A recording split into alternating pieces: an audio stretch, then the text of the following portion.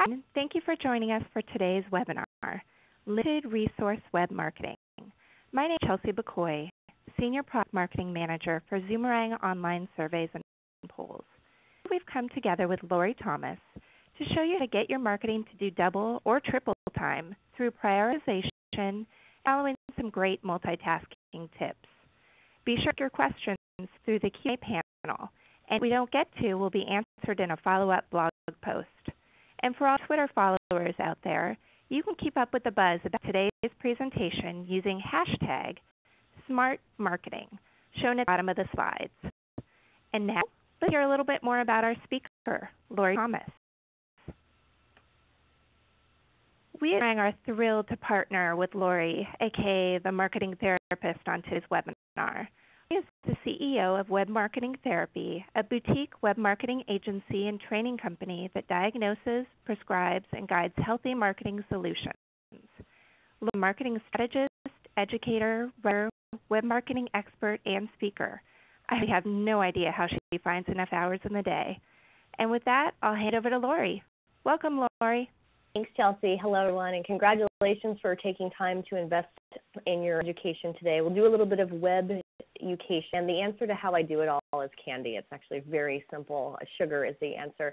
I'm the marketing therapist. I am known in the industry for helping take the overwhelm out of web marketing, and I've had your jobs, you guys. I've been in your shoes. I've had the everything but the kitchen sink where, you try to figure out how do I prioritize and how do I get all this web marketing stuff done. What we're going to cover is how to really do a lot with limited resources. Believe it or not, you can actually be more creative when you don't have a budget. It can actually work to your advantage. So the first advice I would have for you is to use what you've got to get what you want. Most times the assets, the resources are actually on your desk, or they're at the person next to you, or they're in your founder's brain. So I'd like to encourage you to do first is focus not so much on the technology, focus on how you're going to use the technology and using things like expertise. Are the founders of the company thought leaders? Is there wisdom or some philosophy or process that your organization does that people just don't know about? It can be shared, whatever the thought leadership is, a la content. Content is really where all the marketing magic happens. Expertise you have can be republished into articles. It can become offline assets like, PDFs that get emailed to people. Your customer service team may say we answer the same 17 questions 20 times a day, and you guys may create some sort of a guidebook or something. Think of how do you manage your time and resources. You guys, Batman, okay? You are the superheroes running your marketing. Think web marketing as Robin. It's your trusty sidekick. It should have your back, and only have your back if you put the web to work in a way that makes sense. So collateral that helps. Customer service people say they answer the same questions 20 times a day. Maybe you start a blog that has all of these FAQs answered there. Maybe a PDF in the form of, hey, welcome to working with our organization. Here's a quick PDF on who we are, what we do, and frequently asked questions. Think about ways to do things and really tap your unique abilities. I've consulted for organizations where they have amazing interns that are just ready to get all over social media, and those folks are good as long as they're managed well. So what you can do is just kind of put your therapist hat on and pay attention and listen and understand to folks' unique abilities. If your founders or thought leaders, interview them once a week and repurpose what they said into blog posts. Those could become press releases. Those could be a lot of things. And you may find that the intern who's really eager to get going on social media is given some guidelines by you, the manager, so that everything's going. It's just a matter of how do we use the assets in the building to do the best we can. And don't be afraid to have a little bit of personality. The power of the social web is all about having an authentic voice, and by being a personality, whether you're a for-profit, nonprofit, big business, small business, the more you kind of engage with your web people in the way that you would normally talk, the more, genuine and trustworthy it seems. And my resourceful web marketing tip for the day, recycling is not just good for the planet, it's good for your web marketing. I was in an organization a couple weeks ago with one of my colleagues, Darla B. Smith at Web Marketing Therapy, she's going through some testimonial booklet that's at the front lobby of this client's headquarters. She found an old article that the client had written probably about 8 years ago, and the article was still completely valid. It was printed and written up, and we transcribed it. It became an article that we posted on article marketing sites. We linked to it from the blog. We tweeted it. We Facebooked it. Notice that it was one effort, but we repurposed it in many ways. So one piece of content became a blog post, became a Facebook message, became a tweet, and became a blog post linking to the article. So recycling is really good for your web marketing, especially when you're dealing with limited resources. Prioritize your web marketing work. Strategy first, execution second. I believe in that so much I'm going to say it again. Strategy first, execution second. We do not plan to fail, we fail to plan. And so when it comes down to people at organizations saying, hey, Facebook, Twitter, blogs, email, analytics, blah, blah, and you're just like, oh my gosh, there's only one of me. How do I deal with all of this? First and foremost, take a deep breath, because as long as you can think and prioritize, then you'll be okay. Think about what's the most important and look at your current web marketing. Look at your website, look at your blog, look at the assets you have, and focus on what's important. Is your website not trustworthy enough? Does it need a little credibility facelift? Is the user experience good or does it need help?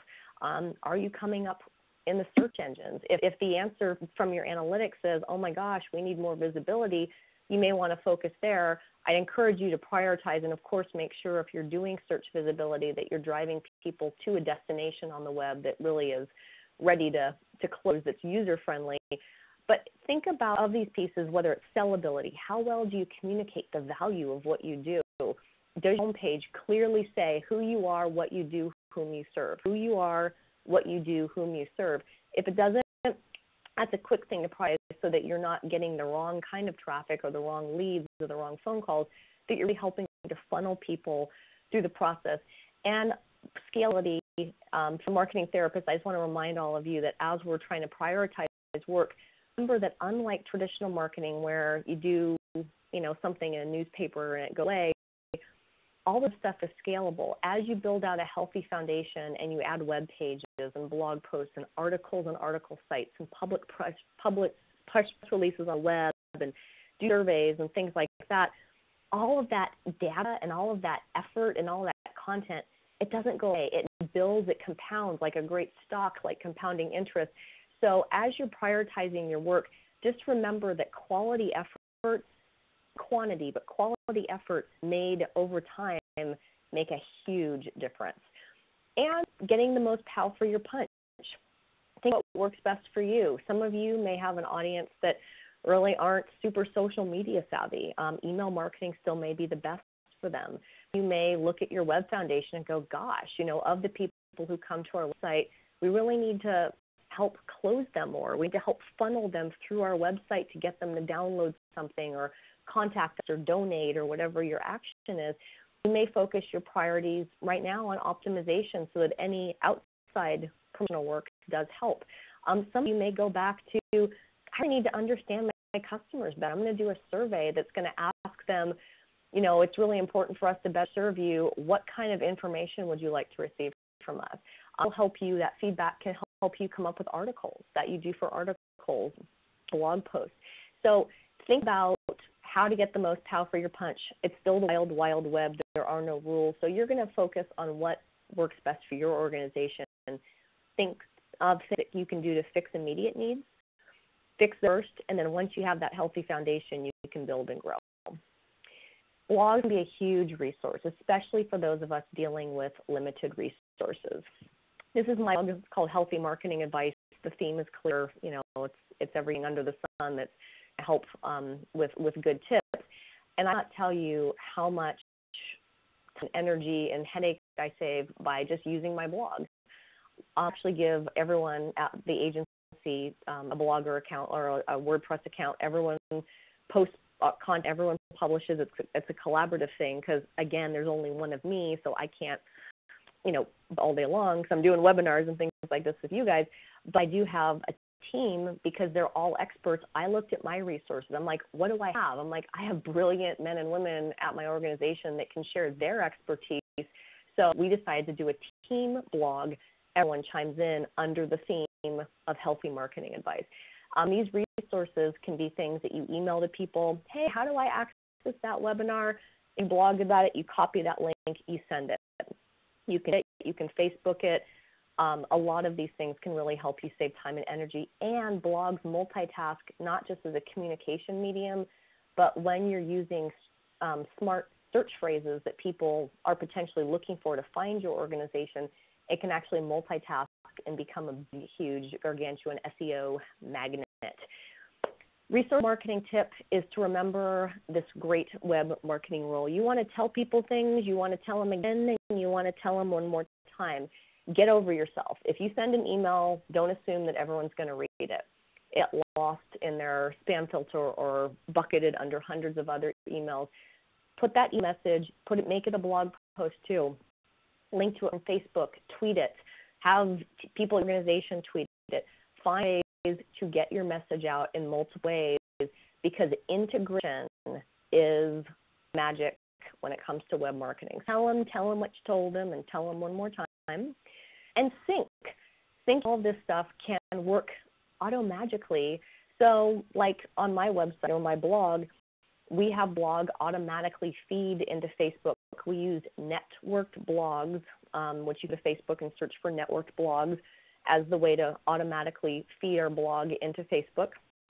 I use twitterfeed.com to automatically feed my blog into Twitter. So anytime I do an update, it automatically goes to Facebook and Twitter. YouTube, you can link back from YouTube back to your website. You can even put links to Twitter and Facebook into YouTube as well. YouTube can also get embedded into your blogs. They're living in two different places. And when I say YouTube, I also mean Vimeo. I mean any type of video sharing site, whatever your preference is. And busy marketing professionals with limited resources, don't forget the power of LinkedIn. You know, LinkedIn is more of a professionals networking directory. I do invite all of you listening to this webinar to feel free to connect with me on LinkedIn or Facebook or Twitter. It's definitely a great way to stay in touch. And within, you can store your personal Rolodex. You can have a company profile, and also your blog can automatically feed into LinkedIn. There's a tool or applications, and you can do that. And what some organizations do is they have everyone at the organization have their LinkedIn personal accounts, have the blog feed in. So there's a lot of great ways that you can sync to do one effort that's going to, in your sleep, take any blog posts you're doing and feed them into all of these social media channels without you having to hand do it every single time. And I advise everyone to add a clickable URL to all social media accounts in a visible area. So if you're on a Facebook page and you go to that little info page on Facebook under your business page, and you need to have your website there, your blog link, your Twitter link, integrate all this stuff so that if you're on Facebook, people can see all the other things. If you're on LinkedIn, make sure that everyone in the organization that is visible and is a presence for your company is making sure that their LinkedIn profile has links to your website, to your blog, all of that stuff. Twitter, you can link to one web account visibly in your profile. It can be your Twitter, it can be your blog or your website, whatever you choose. Even your email signature, simple things like that can make a big difference when you're dealing with limited resources. For example, there's my email signature, and it may look a little Fruit Loopy to some of you, but our brand is very vivid and colorful, so it actually works for us. I have links to my book. I have links to my LinkedIn, my Facebook, my Twitter. I have my logo. You have your email newsletter sign up visible on multiple pages of your website. Things like your blog, make sure you have an RSS feed. Some of you roll your eyes as I say this, but I say it because some blogs aren't clear, and some people are still a little techno behind, and they don't understand what RSS means. So we have subscribe by email as well on our blog. It's the exact same functionality, just visibly communicated in a different way. So someone who's a little more geeky is like, yeah, I want to do RSS, and someone who's not, it's like, I want to subscribe by email. Little ways to integrate. The thing that you see down on the right side, this is something that lives on website on my press page, and it has widgets and a little invitation to be part of the Facebook page, to connect with me on Twitter, and to collaborate with our LinkedIn group. So lots of ways you can integrate, and one effort to integrate is going to work for you in many, many ways.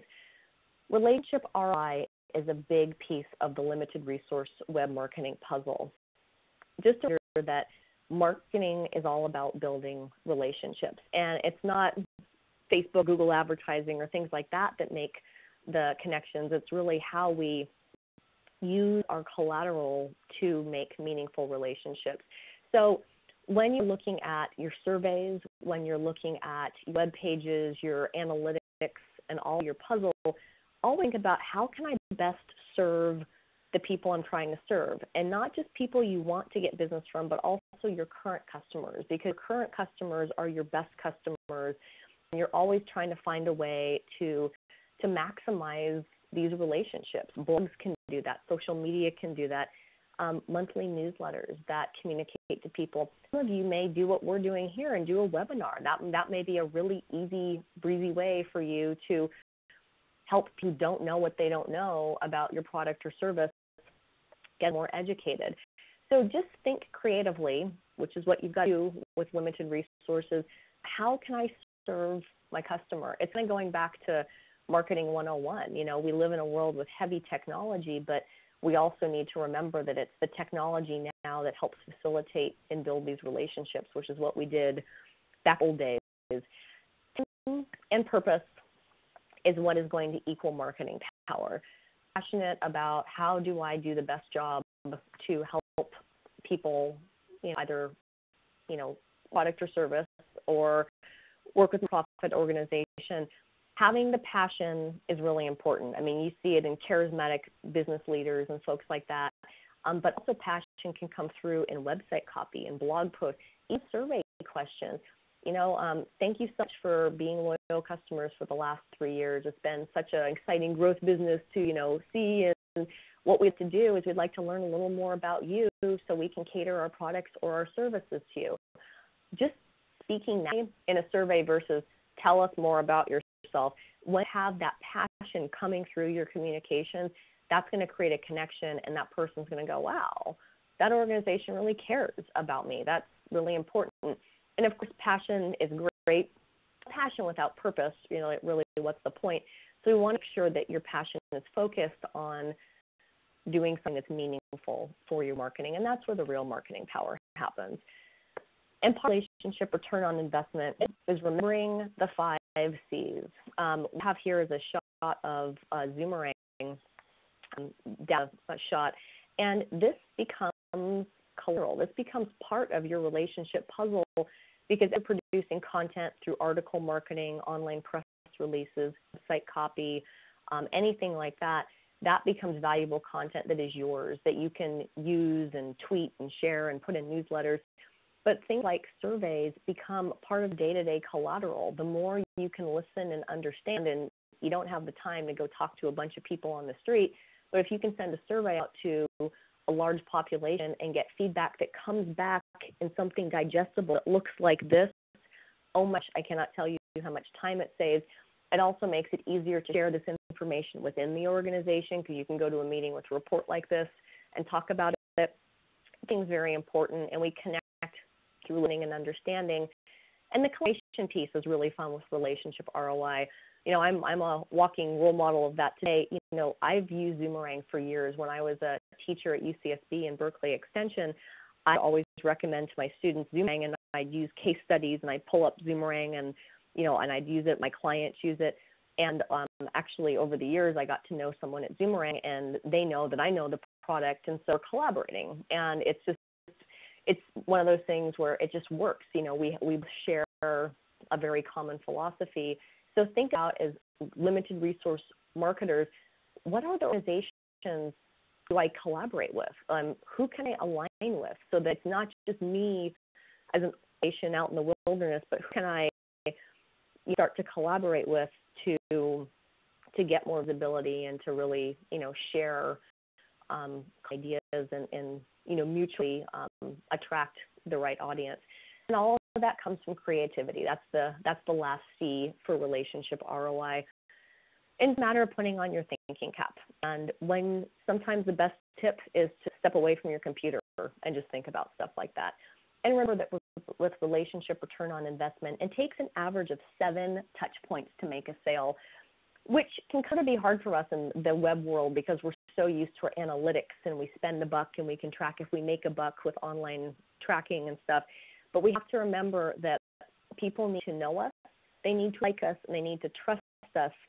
So as we're trying to deal with our limited resource, just remember that all of the integrated pieces working together, syncing back and forth to each other, an email message that may link to an old blog post or several blog posts because they're great, an email signature that also has your social media in there, those could start to help you populate those 7 touch points in a faster way and expedite the process. So just so that you're Batman, all this web stuff is Robin, and if it's going to take an average of 7 touch points to make a sale, you want to make sure that everything's working for you. And measuring, you need to measure meaningful marketing. And I love this example because one of the best questions you can ask, especially if you're dealing with small issues, whether it's time, energy, budget, is how did you hear about us? It's the magical marketing question. And with tools like Zoomerang, it'll store all of this in a nice, dice where it's easy to digest versus trying to sift through Excel sheets and stuff. But I will encourage you to ask this question in surveys, ask it on your website if there's a contact form, if you have any type of questionnaires, and the people that are taking phone calls. I don't care if you give them an Excel sheet or something and storing it somewhere to ask people how they heard about you, because the answers to what's working are going to come through the mouths of the people who you are connecting with, and it's going to help you focus your energy when you know what's really driving traffic, driving sales by getting that feedback. And measure it, you can manage it. So as you're looking at how do I do more with less, make it a monthly ritual to get your analytics. That's it. If you're super limited on resources, just that monthly time effort will really help take a lot of the stress out, and it creates this kind of ritual, just like going to the gym every other day to get in shape. You're going to do the same thing with your web analytics. Use web analytics to get your marketing in shape and just make it a habit. Whether it's, I usually do analytic reviews, not only for my organization, but for clients we serve, about the first of every month. It's just a good time to go through and look at everything. Note and lost marketing tactics. Blog, social media, things like that can either be free or minimal to invest in.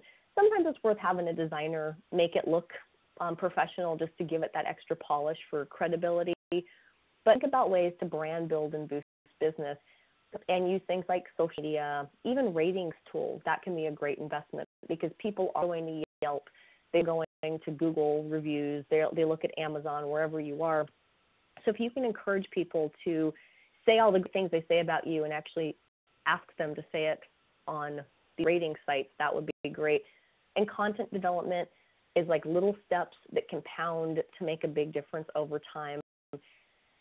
When you don't have the big budget, you need to use what you do have, and what you have is value as a marketer and as an organization, and whether you're doing a product or service or whatever, there is value to what you're doing, and you need to document what that is, you need to own it, and you need to communicate that through website copy, testimonials will say it indirectly for you. Know your value, show your value. All values could mean personal values, but for most of us as organizations, it's values of the organization, whether it's a distinct philosophy or values of providing the best technology or whatever the values are. But again, document that because the value and values together are going to become the voice in the blog, the voice in the press release, the voice in the articles, and don't forget to be authentic. And authentic can be very personal. We work for banks, and we have banks that are very serious and to the point, and that's their authentic voice, but we're still tying in the value and values to that voice so that voice really does sound like the organization. Or it can be spoofy and goofy as well, whatever it is. But don't be afraid to be authentic and look at partner marketing. Find ways to cross-pollinate with organizations that you do not compete with, and you'll help build your awareness out there. It's going to be connections, It's going to build communication, which is information distribution and education. Customer service, which is the best thing you can do, especially if you have limited resources. Find out how the web can boost customer service, and always remember that awareness, communication, connection, and service all help support sales. People do magically walk to our website and buy stuff. They need to dance first before they get married. So webbing is a journey. It's not a destination. Small to snowball, and always focus on quality over quantity. Web marketing's not going anywhere. We have time. It's just getting our heads over what's important, the immediate, what are the nice to haves, what are the need to haves, and you can always parking lot or put a pin on things that need a little more time and attention. And keep educating yourself. That's the best thing you can do. Take advantage of free webinars that Zoomerang puts on, and feel free to go to webmarketingtherapy.com. We have a lot of free ebooks. And feel free to ask some questions, and I will be answering questions on the blog for Zoomerang. And Chelsea, if we have a little bit of time, I'm happy to answer some of the questions coming in too. Thanks, Lorrie. Let's see. The first one was, do you have or know of a good source of royalty-free graphics to use in a blog? The answer is yes, and unfortunately I've got the webinar up and I can't go to my blog, which is my limited resource marketing. I actually have a blog post on that. So Chelsea, if we can capture that question, I will answer that on the Zoomerang blog. We actually researched it for someone, and there are resources. I just don't have that top of mind, but they're out there, and I'll get you that link. Great. We actually had quite a few questions about blogs, so let's try and squeeze a couple in. Let's see, how often should you add articles or write to your blog? When something important to say, I'm not going to say you should blog once a week or once a day. I feel it's important to do quality posts. Probably, once a week is nice just because it stays current. There's nothing worse than going to a blog that hasn't been updated for 2 months. You're like, why bother? But, simple things that can be, I always like to remind everyone that we can be web gemologists. So you read an article in USA Today about something relevant to industry. You can say, so a writer just did a great story on blah, blah, blah. Click here to read the story. That's your post. That's it. Or you're not doing tons of content. But more importantly, it's just getting the habit of posting when there's something important to say. One of our clients is a productivity expert, and she's very big on on checklists and stuff. And she said to me once, make up an answer for me and give me a weekly task list. I'm like, oh, you need to be blogging every Monday, blah, blah, blah. She's like, thank you. And she put it on her calendar. So find what works for you. Some people need that weekly ritual. Some of just get in the habit of opening up blog technology and posting when something we're sharing. Great. And is it okay to have a different personality or voice for your blog versus your website? Absolutely. That's where blog strategy comes into place. And having a strategy, I actually cover this in my book, and I don't know if we mentioned the book title. It's called The 36-Hour Course to Online Marketing. You can get it on Amazon. But there's a whole chapter on blogging, and your strategy is really what's going to drive it. And some organizations need to be really kind of professional, maybe more sterile on their website, but they feel their blog, because it's more social media centric, can be more of the voice of the founder or the voice of the marketing team, or even some organizations actually hire other people to run the blog for them. If it's like a mommy blogger and the company happens to sell a baby product, they may have moms join through. So yeah, think about what the strategy is, and always go back to how I best serve my customer, and if serving them is going to be by doing a voice that's a little distinct, it really helps connect better with the target customer, why not? Great. I think we have time for one more question. Let's see. Lorrie, you mentioned repurposing old but still relevant articles. What are the rules/guidelines about sourcing the original content? In the case I used, it was actually my client had written the article himself, and we just pulled the article out of his, art book that was in the front desk of the lobby of his business. We're like, check it out. You wrote this great thing in print, and we're going to recycle it. So, of course, we had full rights to doing something like that. Now, if you are going to use someone else's content that is off offline that's not yours, you have to get permission first. It's like copyright 101. But what you could always do is, say there's a great article in the Harvard Business Review about blah, blah, blah. You can buy that by going to harvardbusinessreview.com and linking to it.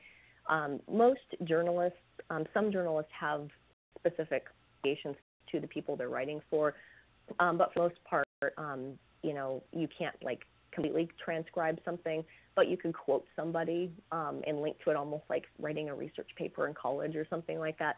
But I do encourage you, if there's content that exists within the organization, or it was FAQ questions on a website that can get repurposed into a really great page or several blog posts and things like that, I'd encourage you to start kind of first with what you already have, and you'd be shocked at how much content you already have. I mean, I've gone to companies and opened up email newsletters from 10 years ago and been like, look at all this great content that isn't on the web anywhere. And they're like, oh. So use what you can in-house first, and if you outsource, just get permission if it's not yours. Great. Thanks, Lorrie. If you want to put up the next slide with your contact information as well as the Zoomerang contact information. And thank you so much, Lorrie, for the great presentation today. And thank you all to our attendees joining us today. We encourage you to share your feedback on the survey you'll see after the webinar. And until next week, we look forward to seeing you again. Thanks, and have a great day.